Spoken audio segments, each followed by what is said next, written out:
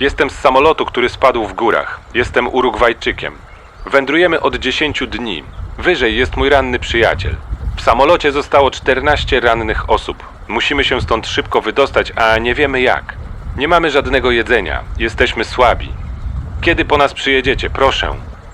Nie damy rady nawet iść. Gdzie jesteśmy? SOS.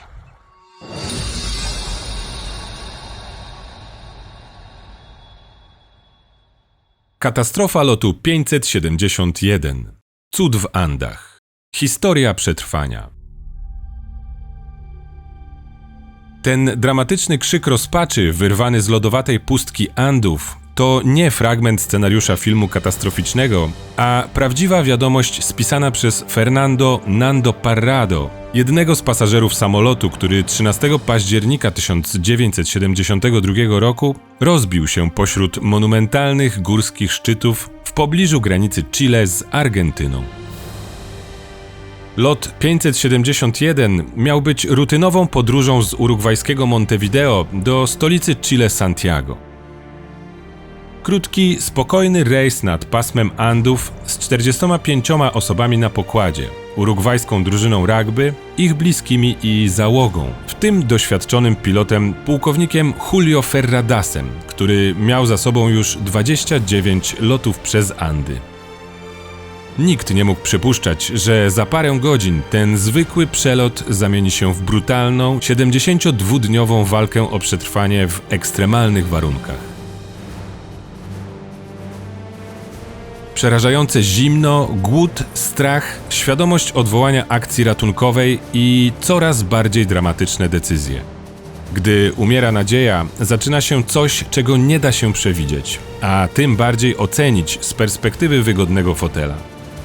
Posłuchajcie historii, która szokuje, historii, która zainspirowała wielu pisarzy i filmowców oraz pozostawiła niezliczone pytania moralne. Opowieści o ludzkiej sile, granicach wytrzymałości i o potężnej woli przetrwania, która sprawia, że wszystko inne przestaje mieć znaczenie. Posłuchajcie o dramatycznych losach pasażerów lotu 571.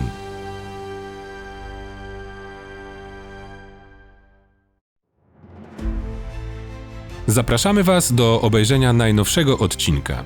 Jeżeli chcielibyście wspomóc rozwój naszego kanału, to nie zapomnijcie, prosimy o zostawieniu komentarza, wciśnięcia kciuka do góry i subskrypcji. Nasz kanał działa i rozwija się także dzięki takim osobom jak Ty. Jeśli masz ochotę pomóc nam tworzyć ciekawe treści i zostać współtwórcą naszych kolejnych materiałów, zapraszamy Cię do grona patronów kanału Faktolista na patronite.pl, do którego link znajdziesz w opisie. Bardzo dziękujemy za Wasze wsparcie. Zaczynamy. Gramy mecz.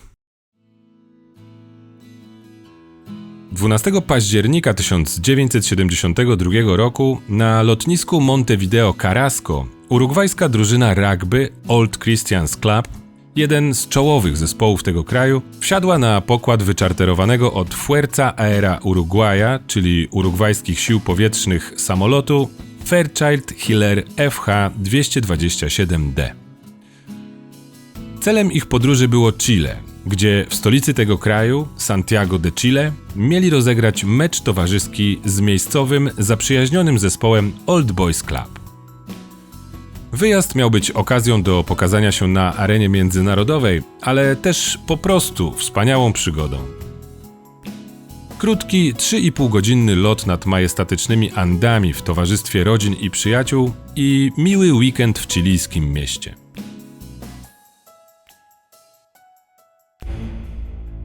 Samolot wystartował. Na pokładzie panowała swobodna i wesoła atmosfera. Niestety, atmosfera na zewnątrz samolotu od pewnego momentu dosyć szybko zaczynała się psuć. Już na początku lotu Andy, przez które mieli się przedostać nasi bohaterowie, zasnuły ciężkie chmury, a pogoda pogarszała się z minuty na minutę. Piloci, którzy na bieżąco analizowali sytuację, dolatując do podnóża majestatycznych gór, zakomunikowali pasażerom podjętą decyzję o międzylądowaniu w leżącej o około 200 km od celu argentyńskiej Mendozie. Młodym rugbystom i ich bliskim decyzja kapitana zabrzmiała jak przesadna ostrożność. Byli przekonani, że spokojnie można lecieć dalej. Został przecież ostatni, króciutki odcinek podróży. Wystarczy tylko przedostać się na drugą stronę wąskiego przecież łańcucha górskiego. Wynajęliśmy was, żeby dolecieć do Chile. Słychać było pół żartem, pół serio. Dobra, do tej pory atmosfera zaczęła się zagęszczać, a według późniejszych relacji kapitan Julio Ferradas miał nawet ostro zapytać jednego z pasażerów: Naprawdę chcesz, żeby twoja matka przeczytała w gazecie, że w górach zginęło 45 osób? Samolot wylądował, ale napięcie na pokładzie nie słabło, a wręcz z każdą minutą narastało coraz mocniej. Tym bardziej, że według tutejszego prawa zagraniczny samolot wojskowy mógł przebywać na terenie Argentyny jedynie 24 godziny i albo lecieć dalej, albo zawrócić. Czas nieubłaganie się kurczył, a pogoda na trasie przelotu wciąż nie napawała optymizmem. Przewidywane były turbulencje i słaba widoczność. A co gorsza, godzina planowanego wylotu należała do najbardziej niebezpiecznych w całym dniu. Po południu nad Andami ścierają się dwa potężne żywioły: ciepłe prądy z nad Argentyny i lodowate masy powietrza z gór. Ta niestabilność atmosfery tworzy mieszankę, która potrafi zaskoczyć nawet najbardziej doświadczonych pilotów. Koniec końców, drużyna nie chciała rezygnować z weekendowych planów, piloci nie chcieli rezygnować z czarterowego zarobku i decyzja zapadła. Lecimy. Piątek 13. Katastrofalny pech czy niewyobrażalne szczęście? O godzinie 14:18 13 października 1972 roku, po wielu godzinach nerwowego wyczekiwania i napiętych rozmów na ziemi, samolot Fairchild Hiller 227D oderwał się od pasa startowego w Mendozie i skierował w stronę Paso del Planchón, jednej z nielicznych przełęczy w Andach, przez które mógł bezpiecznie przelecieć.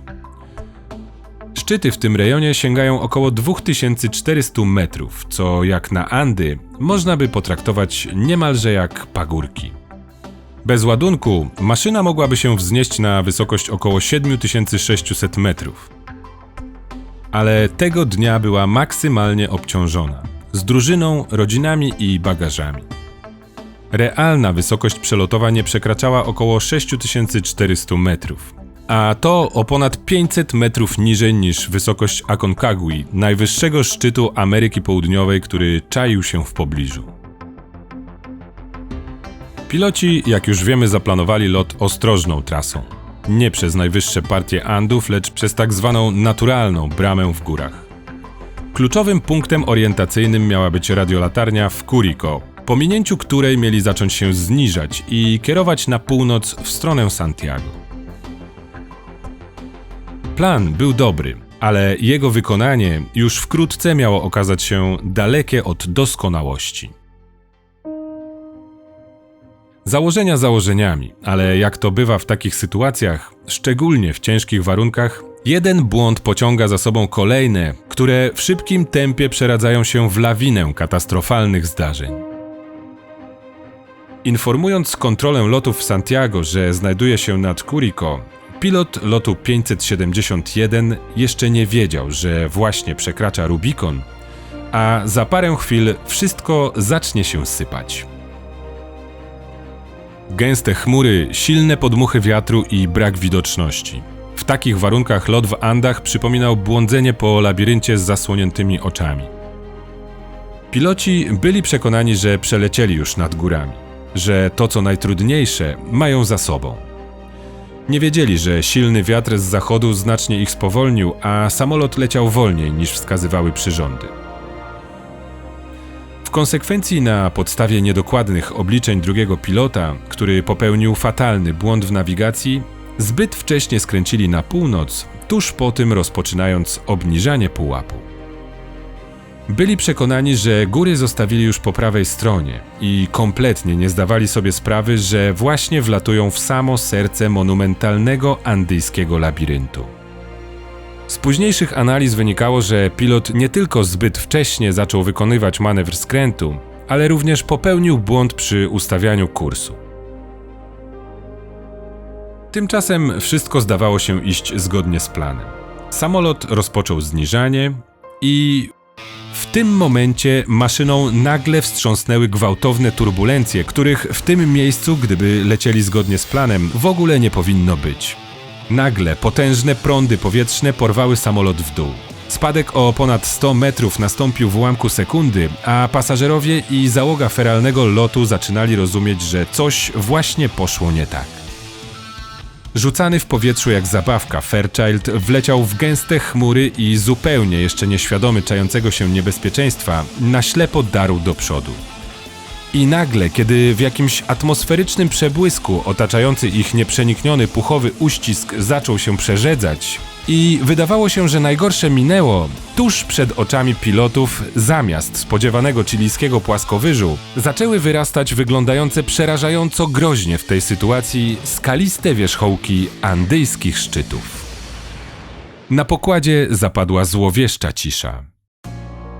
Piloci w ostatnim akcie desperacji co sił ściągnęli stery do góry, a maszyna z dramatycznym jękiem silników, próbując wyjść ponad zbliżające się skały, niemal stanęła dęba. Kabiną wstrząsnęły przeciążenia, silniki wyły jak opętane, a całe wnętrze zaczęło drżeć, jakby samolot nie tylko metaforycznie próbował wyrwać się z objęć gór. Ale na to było już za późno. O godzinie 15:34 prawe skrzydło zahaczyło o grań, a następnie oderwane z ogromną siłą uderzyło w tył samolotu, odrywając jego pionowy statecznik i uszkadzając kadłub. Z otwartego tyłu samolotu w ułamku sekundy prosto w przepaść wyrwane zostały dwa ostatnie rzędy siedzeń razem z przypiętymi 3 pasażerami, nawigatorem i stewardessą. Samolot, a właściwie to, co z niego zostało, totalnie niesterowny, wciąż leciał. Ale kilka sekund później następne, niewzruszone wzniesienie również nie miało dla niego litości.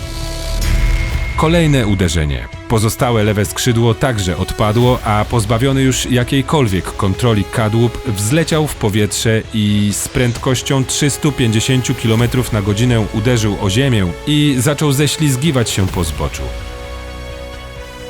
725 metrów w dół, po śniegu, lodzie i skałach. Dopiero spokojnie zalegająca lodowa zaspa zatrzymała ten katastroficzny rajd i wraz z potężnym uderzeniem zakończyła ten feralny i niespodziewany w najgorszych snach etap podróży. To był jednak dopiero początek wielotygodniowego koszmaru. Wrak urugwajskiego samolotu utknął na wysokości 3570 metrów nad poziomem morza na lodowcu około 8 km od wulkanu Tinguririca, tuż przy granicy Chile i Argentyny i około 21 km od opuszczonego hotelu Termas. Zimna, surowa rzeczywistość andyjskich szczytów stała się dla ocalałych więzieniem na 72 dni. Upadek i walka o przetrwanie.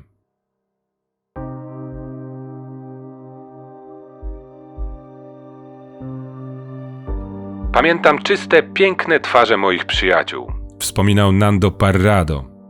I mówili: Nando, czy wszystko w porządku? Nando, czy wszystko w porządku? Nie było ze mną dobrze. Samolot się rozbił. Kiedy początkowo uznany za zmarłego Parrado ocknął się po 3 dniach od katastrofy, widok jaki zastał był przerażający. Zmasakrowany kadłub samolotu, pognieciony metal, połamany plastik i plątanina rur i kabli. Szybko zrozumiał, że mimo przeżycia sytuacja jest mocno paskudna. Najpierw dowiedział się, że jego matka i najbliższy przyjaciel Francisco Panchito Abal nie żyją, a młodsza siostra Suzy jest ciężko ranna. Jeden z jego przyjaciół, Roberto Cannesa, w skrócie wyjaśnił mu, co się wydarzyło. Opowiedział, jak samolot rozpadł się tuż za miejscem, za którym siedział Nando, oraz to, co wydarzyło się zaraz potem. Jak 5 osób zostało wyrwanych z siedzeniami przez oderwany ogon samolotu i spadło w przepaść, a ich ciał nie było nawet widać z miejsca katastrofy. Jak chwilę później z samolotu wypadły kolejne 2 osoby i jak po szalonym rajdzie roztrzaskanego kadłuba w dół góry, uderzył on z potworną siłą w zaspę, wyrywając z podłogą fotele, które wylądowały na przodzie kabiny niczym roztrzaskane pociski, a życie w tym momencie straciło kolejnych 5 osób, w tym kapitan samolotu pułkownik Ferradas, któremu deska rozdzielcza wbiła się w klatkę piersiową. Drugi pilot, podpułkownik Laguara, poważnie ranny i uwięziony w zmiażdżonej kabinie, mający świadomość beznadziejnej sytuacji, bezskutecznie prosił jednego z pasażerów o zastrzelenie go. Ostatecznie Parrado dowiedział się, że to koszmarne przyziemienie przeżyło 33 pasażerów, co jednak absolutnie nie oznaczało, że byli oni bezpieczni. Wielu miało poważne obrażenia, otwarte złamania, zmiażdżone kończyny czy urazy głowy, a w samym sercu lodowej górzystej pustyni nie mogli liczyć na jakąkolwiek fachową pomoc. Już pierwszej nocy zmarło kolejnych 5 osób, w tym drugi pilot, a po 8 dniach jeszcze jedna osoba, młodsza siostra Nando Parrado, Suzy. Na szczęście wśród pasażerów pechowego lotu znajdowali się 2 studenci medycyny, Roberto Cannesa i Gustavo Zerbino. Obaj od razu zaczęli działać. W roztrzaskanym wraku leżącego pośrodku górskiego lodowca samolotu przeprowadzili medyczną segregację rannych, grupując ocalałych według obrażeń. Niestety warunki, w jakich się znaleźli, były nieubłagane. Mróz, wiatr, brak jakiejkolwiek osłony i ciepłych ubrań i zero kontaktu ze światem. Uszkodzone radio nie działało i nie było żadnych możliwości wezwania pomocy. Zapasy żywności, jakie mieli do dyspozycji, to jedynie resztki z pokładu. Kilka tabliczek czekolady, parę butelek wina, paczka ciastek, trochę wódki, migdałów, kilka batonów i 3 słoiki dżemu. To wszystko na niemal 30 osób i nieznaną ilość dni, które ostatecznie szybko zamieniły się w tygodnie.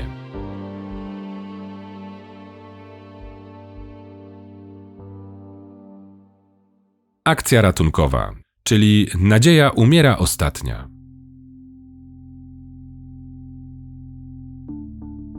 Chilijskie służby bardzo szybko zaczęły akcję ratunkową. Jeszcze tego samego dnia 4 samoloty przelatywały nad potencjalnym miejscem wypadku. Jednak odnalezienie niewielkiego, pomalowanego na biało wraku pośród ośnieżonej pustyni graniczyło z cudem. Następnego dnia do akcji poszukiwawczej oddelegowano kolejnych 11 maszyn. Pasażerowie widzieli aż 3 z nich i nawet spróbowali pomóc ratownikom, rysując za pomocą szminki i lakieru do paznokci SOS na poszyciu samolotu, ale niestety pośród otaczającego ich śniegu byli kompletnie niewidoczni, a cała akcja skazana na niepowodzenie. Poszukiwania trwały 8 dni, zanim służby ratunkowe doszły do wniosku, iż po takim czasie, w takich warunkach nie ma już żadnych szans na odnalezienie kogokolwiek żywego. 21 października ogłoszono zakończenie akcji poszukiwawczej. A ta druzgocąca wiadomość dosyć szybko dotarła także do pasażerów, którzy w milczeniu odsłuchali jej w niewielkim, znalezionym w międzyczasie między siedzeniami, radiu tranzystorowym. Pierce Paul Reed tak opisał ten moment w swojej książce Alive. Po usłyszeniu wiadomości zaczęli szlochać i modlić się. Wszyscy oprócz Parrado, który spokojnie spojrzał w stronę gór wznoszących się na zachodzie. Gustavo Nikolić wyszedł z samolotu i widząc ich twarze wiedział, co usłyszeli. Wspiął się przez dziurę w ścianie walizek i koszulek rugby, przykucnął u wejścia do ciemnego tunelu i spojrzał w dół na smutne twarze zwrócone w jego stronę. Hej chłopaki, krzyknął, mamy dobre wieści. Właśnie usłyszeliśmy je w radiu. Odwołali poszukiwania. W zatłoczonym samolocie zapadła cisza. Gdy beznadziejność ich sytuacji ich ogarnęła, płakali. Dlaczego do cholery to dobre wieści? Krzyknął Paez ze złością do Nikolicia. bo to oznacza, powiedział, że wydostaniemy się stąd o własnych siłach. Odwaga tego człowieka zapobiegła lawinie całkowitej rozpaczy. Aby przeżyć w tych lodowatych warunkach, w kolejnych dniach ze szczątków kadłuba usunęli niepotrzebne rzeczy i stworzyli prymitywne schronienie. 27 osób musiało pomieścić się na powierzchni o wymiarach 2,5 na 3 metra. Z częściowo wykonanych z wełny pokrowców na fotele zrobili sobie okrycia. Poduszki służyły za rakiety śnieżne. Osłona przeciwsłoneczna z kokpitu pozwoliła stworzyć prymitywne okulary przeciwsłoneczne, chroniące przed śnieżną ślepotą, a fragmenty metalu z wraku, ogrzewane promieniami słońca, pozwoliły pozyskiwać z topionego śniegu zdatną do picia wodę w rozsądnej temperaturze. Potrzebujesz wody na stałe. Na tej wysokości odwadniasz się 5 razy szybciej niż na poziomie morza. A wody nie ma, więc musisz jeść śnieg. Mówił Parrado, a inny z ocalałych Roberto Cannessa dodawał później: Robisz się sprytny, gdy wiesz, że umierasz. I trudno o lepsze podsumowanie. Większość rozbitków pochodziła z Montevideo, z miasta nad morzem, w którym nigdy wcześniej nie widzieli śniegu. Nie wiedzieli, jak przetrwać na wysokości 3600 metrów nad poziomem morza, gdzie jedynym, co ich otaczało, była milcząca, bezkresna biel. Bez jednego drzewa, bez trawy, bez życia. Teraz, oczekując na upragniony ratunek, musieli stać się lekarzami, inżynierami i ratownikami w jednym. Zaczęliśmy się aklimatyzować. Zaczynasz się uczyć. Zacząłem uczyć się, jak chodzić po śniegu. Po miesiącu tej gehenny staliśmy się ludźmi gór i wiedzieliśmy, co robić.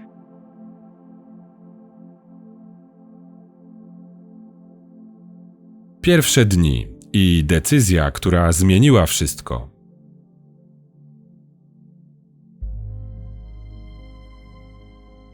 W pierwszych tygodniach po katastrofie, wiedzieni ostatnimi słowami drugiego pilota, który przed śmiercią jak mantrę powtarzał: właśnie minęliśmy Curico, i w związku z tym przekonani, że to chilijskie miasteczko znajduje się jedynie kilka kilometrów na zachód, podjęli kilka rekonesansowych wypraw w tym kierunku, za każdym razem natrafiając na bezkres mroźnych gór, których przebycie dla niewyekwipowanych, niedożywionych i cierpiących na chorobę wysokościową śmiałków było nieosiągalne. Do przedarcia się przez niekończącą się nicość niezbędne były siły i energia, a w tym czasie sytuacja z zapasem jedzenia była już mocno krytyczna. Mikroskopijne racje żywnościowe szybko się kurczyły. Mimo że były restrykcyjnie racjonowane, skończyły się po tygodniu. Nando Parrado, jak później relacjonował, w pierwszych 3 dniach zjadł jedynie jednego orzeszka w czekoladzie. Aby przetrwać, zaczęli chwytać się wszystkiego. Nawet skórzane obicia foteli czy bagaży wydawały im się ratunkiem. Jednak ich żołądki nie były w stanie tego strawić. Niewiedza, kiedy znowu będziesz jadł, to najgorszy strach człowieka. Najbardziej pierwotny strach. W głowach niektórych rozbitków powoli zaczęła kiełkować niesłychanie szalona myśl, którą na głos ostatecznie wypowiedział 22-letni Nando Parrado. W desperacji rzucił, iż należy zabrać trochę mięsa od jednego z pilotów, którzy, jak stwierdził, wpakowali nas w to gówno, i niezwłocznie wyruszyć po pomoc, bo jasne jest, że nikt i nic ich nie uratuje. Ta wypowiedziana głośno, radykalna i nie do pojęcia w normalnych warunkach propozycja, choć wywołała szok, nie spotkała się z gwałtownymi protestami.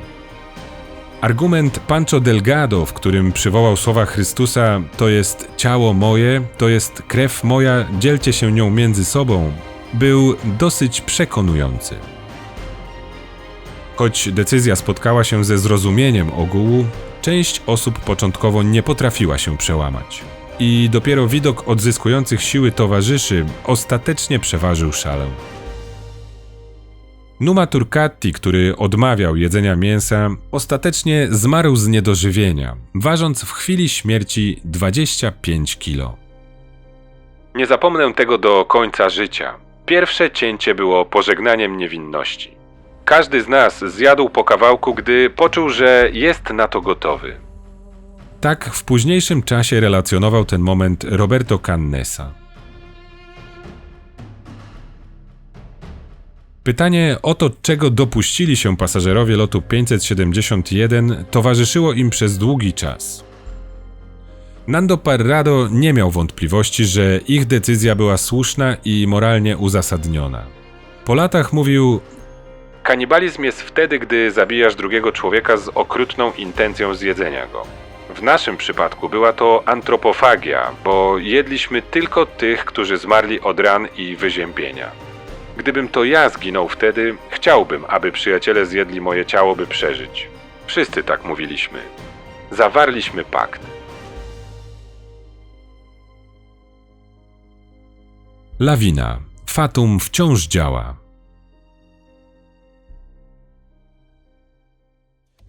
Około 2 tygodni od katastrofy, kiedy wydawało się, że cały limit pecha został już wyczerpany, przeklęte, wciąż wiszące nad pasażerami lotu 571 Fatum znowu dało o sobie znać. W nocy na wrak samolotu, który jak się okazało wylądował u podstawy żlebu, zeszła ogromna lawina. Spośród 27 ocalałych, śpiących w kadłubie osób, w wyniku uduszenia zginęło kolejne 8. Ci, którzy przeżyli, przez 4 dni próbowali ratować siebie nawzajem i wydostać się z zakopanego pod śniegiem kadłuba.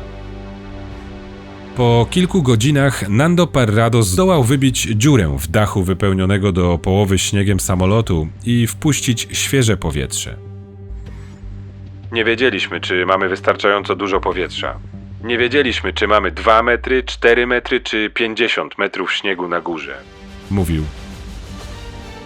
Z szalejącą na zewnątrz burzą śnieżną i kolejną lawiną, która przetoczyła się nad zasypanym samolotem, mozolnie w 15-minutowych zmianach drążyli tunel prowadzący na zewnątrz przez kabinę pilotów.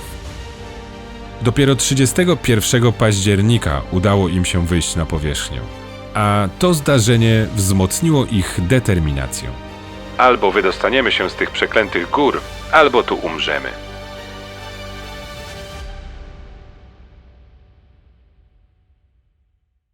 Przetrwać za wszelką cenę. Wyprawa po ratunek. Rozbitkowie, choć nie mieli pojęcia, gdzie i na jakiej wysokości się znajdują, ani jak daleko trzeba iść, aby dotrzeć do ludzi, mając już jednak świadomość, że z górami nie ma żartów, postanowili solidnie się przygotować do planowanej ekspedycji. Kolejne tygodnie mijały im na treningu i tworzeniu niezbędnego sprzętu. W tym sanek zrobionych z walizki czy obszernego śpiwora, uszytego z dostępnych materiałów, głównie poduszek, izolacji termicznej kadłuba oraz wodoodpornego materiału, którym była pokryta klimatyzacja, aby śmiałkowie nie zamarzli w czasie mroźnych nocy na otwartej przestrzeni. W jednej z podjętych prób dotarli oni do leżącego około 1,5 kilometra dalej ogona samolotu, w którym przenocowali i jak mannę z nieba znaleźli między innymi pudełko czekoladek, 3 empanady z mięsem, butelkę rumu, papierosy, ubrania oraz komiksy. Idąc dalej, kolejnej nocy niemal zamarzli i wyziębieni do granic możliwości wrócili z powrotem do ogona z planem zabrania akumulatorów i powrotu do wraku, by uruchomić radio z kokpitu. Plan, jak wiele innych, nie powiódł się. Tym razem ze względu na zbyt dużą wagę baterii. Nie udał się także pomysł przeniesienia lżejszego radia z wraku do akumulatorów, gdyż jako że radio jest zasilane prądem przemiennym, a akumulatory magazynują prąd stały, o czym nie wiedzieli, ich misja była z góry skazana na porażkę. Kilkudniowe bezowocne próby nawiązania kontaktu skłoniły ich do podjęcia tego ostatecznego wysiłku – wyprawy ratunkowej.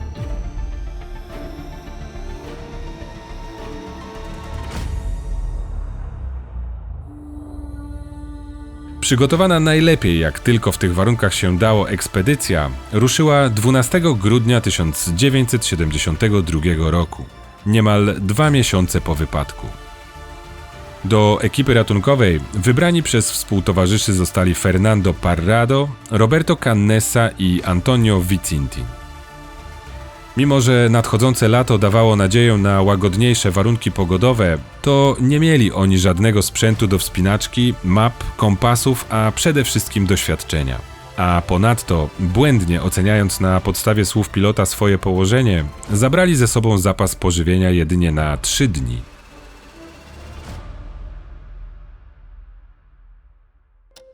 Według relacji Nando Parrado, wychodząc z kadłuba, miał on na sobie kilka warstw ubrań, w tym 3 pary dżinsów, 3 swetry, 4 pary skarpetek w torbie na zakupy, buty do rugby, a także aluminiowy kij i plecak z racjami żywnościowymi.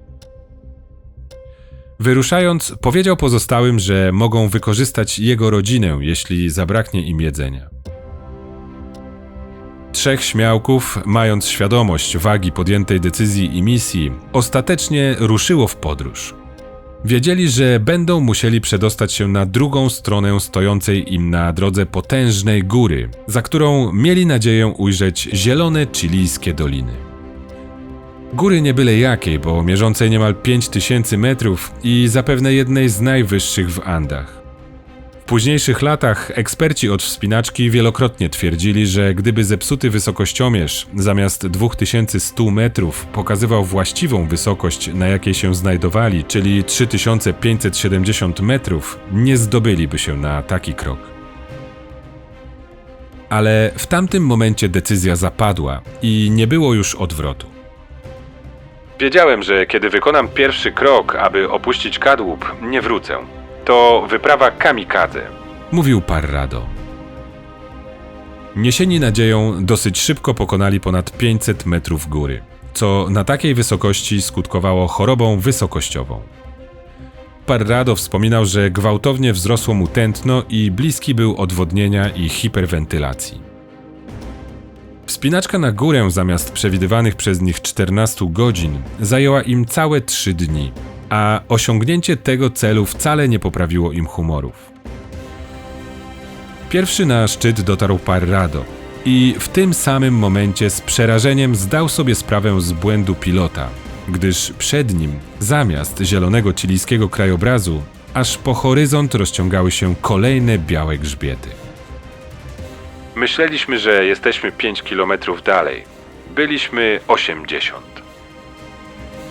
Wówczas, nie mając przecież już nic do stracenia oraz nadziei na jakiekolwiek inne, lepsze rozwiązania, postanowili kontynuować podróż w nieznane, tym bardziej, że oprócz morza wzniesień wypatrzyli, jak im się wydawało, również wąską dolinę, która mogła stanowić wyjście z gór. Powiedziałem, chodź Roberto, nie dam rady sam. Chodźmy. Jeśli wrócimy, po co? Umrę patrząc ci w oczy i kto umrze pierwszy? Uzgodnili, że jeden z nich, Antonio Vizintin, powróci do obozowiska, pozostawiając swoje racje żywieniowe. Udało mu się to dosyć szybko. W ciągu godziny zjechał do obozu na prowizorycznych saniach, które zrobił ze znalezionego fotela. Pozostała dwójka przez kilka następnych dni wspinała się dalej. Aż w końcu udało im się dotrzeć do wypatrzonej doliny, która, jak się okazało, była korytem rzeki Rio Azufre. Widok ten był dla nich niczym ziemia obiecana, a ich serca szerokim strumieniem zaczęła wypełniać nadzieja. Wszechobecny śnieg coraz bardziej ustępował miejsca życiodajnej naturze. W głowach zdesperowanych wędrowców coraz głośniej szumiały myśli: jesteśmy ocaleni.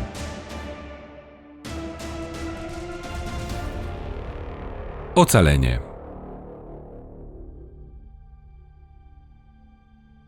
Dziewiątego dnia wędrówki Parrado i Cannessa w końcu natrafili na ślady obecności ludzi. Pozostałości biwakowe, takie jak puste puszki po zupie czy nacięcia na pniach. A wreszcie zobaczyli kilka krów. 20 grudnia 1972 roku, po przebyciu niemal 60 kilometrów, Cannessa, którego Parrado przez ostatnie 2 dni musiał już nieść na plecach, krzyknął w końcu: Nando, widzę człowieka na koniu. Niestety, jak zawsze w tej historii, nie mogło być tak łatwo. Ludźmi, których ujrzał Roberto, byli chilijscy poganiacze mułów, Sergio Catalán i jego dwaj synowie.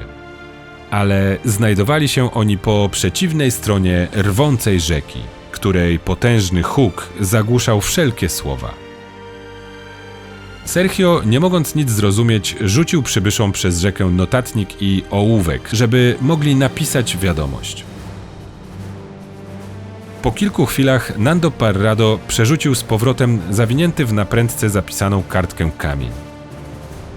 Tak, przytoczona na wstępie filmu dramatyczna wiadomość z prośbą o pomoc trafiła w ręce Sergio Catalana, który, widząc, że mężczyźni po drugiej stronie są maksymalnie wycieńczeni, rzucił im 4 bochenki chleba, potwierdził, że zrozumiał wiadomość i krzyknął uspokajająco.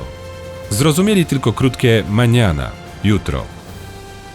Natychmiast ruszył w 10-godzinną podróż po pomoc do odległego o około 80 km posterunku karabinierów w Puente Negro. Po drodze poprosił jeszcze innego spotkanego poganiacza, aby zabrał ocalałą dwójkę do Los Maitenes, gdzie będą mogli nabrać sił.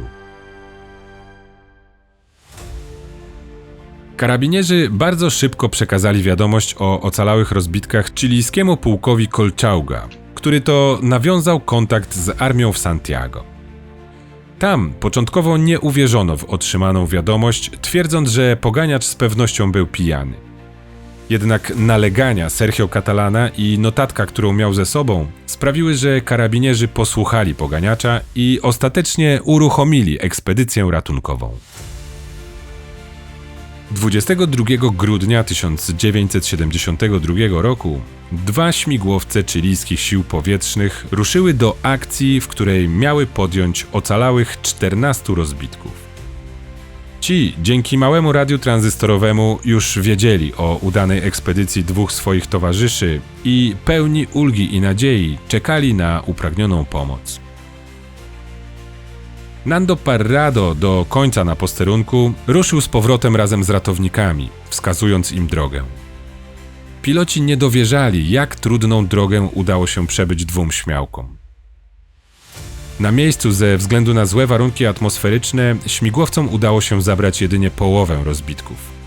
4 ratowników zaoferowało się zostać z tymi, którzy musieli spędzić jeszcze jedną wysokogórską noc w oczekiwaniu na kolejny transport następnego dnia. 23 grudnia już wszyscy ocalali rozbitkowie szczęśliwie znaleźli się w szpitalu w Santiago, gdzie spędzili kolejne kilka tygodni. Większość cierpiała z powodu choroby wysokościowej, odwodnienia, szkorbutu, niedożywienia, złamań oraz odmrożeń.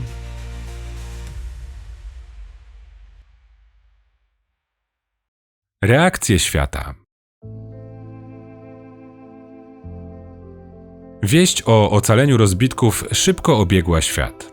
Cud w Andach był gorącym tematem wielu mediów. Dosyć szybko jednak prasowa euforia chwaląca wytrzymałość młodych ludzi zaczęła zamieniać się w ferment i nagonkę na ocalałych.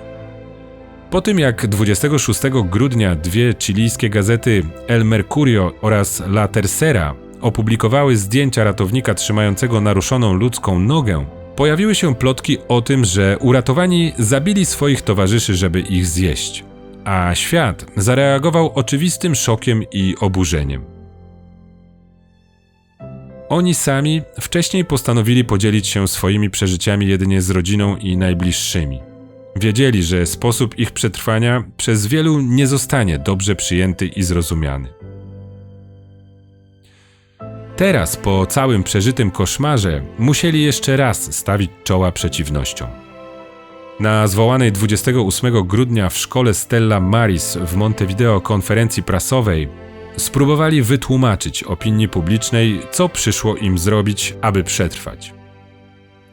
Ostatecznie z pomocą i tak już udręczonym młodym ludziom przyszedł Kościół katolicki, którego przedstawiciele uznali ich decyzję za moralnie usprawiedliwioną, stwierdzając, że ich grzech nie był większy niż w przypadku transplantacji.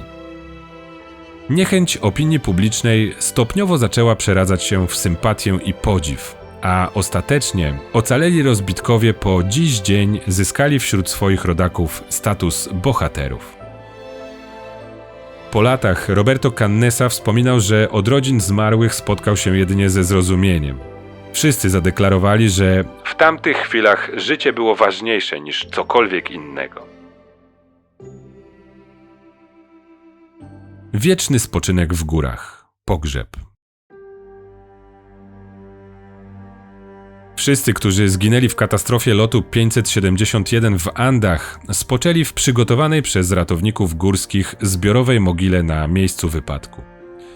Jedynym, który zgodnie ze swoim wyrażonym przed śmiercią życzeniem został przeniesiony do mogiły w rodzinnej miejscowości, był Rafael Echaverren. Wiązało się to zresztą z nieprzyjemnymi konsekwencjami ze strony chilijskich władz, gdyż ojciec Rafaela został oskarżony i aresztowany za kradzież ciała. Ostatecznie udało się jednak uzyskać odpowiednie pozwolenia i zgodę na pochówek na cmentarzu w Montevideo. Wrak samolotu został spalony, a na mogile stanął żelazny krzyż, na którym widnieją napisy „Blisko, o Boże, do Ciebie” oraz „Świat braciom z Urugwaju”.